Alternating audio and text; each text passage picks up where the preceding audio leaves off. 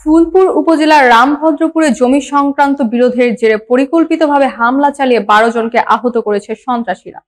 ঘটনা ঘটে 26 নভেম্বর 2025 বুধবার সকাল 9টার সময় রামভদ্রপুর কান্দাপাড়া এলাকায়। হামলার নেতৃত্ব দেন আরিফুল ইসলাম রব্বানী। পুলিশের প্রাথমিক তথ্য অনুযায়ী হামলাকারীদের মধ্যে রয়েছেন আরিফ, রাশিদুল ইসলাম, আতাবউদ্দিন, শরাফউদ্দিন, খুরশিদা খাতুন, আসমা বাদল, রাজীব মুসা মিয়া, মোজাম্মেল, ইমান মেহেদি, ফরিদ মিয়া, খায়রুল মুসা, রাকিবুল ইসলাম, নাজু মিয়া, মুর্শিদা খাতুন, রূপালী শেফালি, লাইলি বক্কর, জলিল ও হেলিম, গিয়াসউদ্দিন।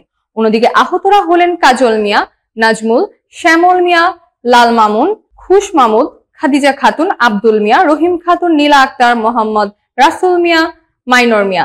জানা গেছে হামলার কারণে আহতদের 8 কাঠা জমি জোরপূর্বক দখল করার চেষ্টা এবং পূর্ববর্তী কয়েক বছর ধরে ভয়ভীতি দেখানোর প্রতিবাদ। হামলার পর কাজল মিয়া বাদী হয়ে ফুলপুর থানায় অভিযোগ দায়ের করেছেন। আহতরা প্রশাসনের কাছে তাদের সঠিক বিচারের দাবি জানিয়েছেন এবং আশা প্রকাশ করেছেন যে ঘটনার সাথে জড়িতদের বিরুদ্ধে দ্রুত আইনানুগত ব্যবস্থা নেওয়া হবে।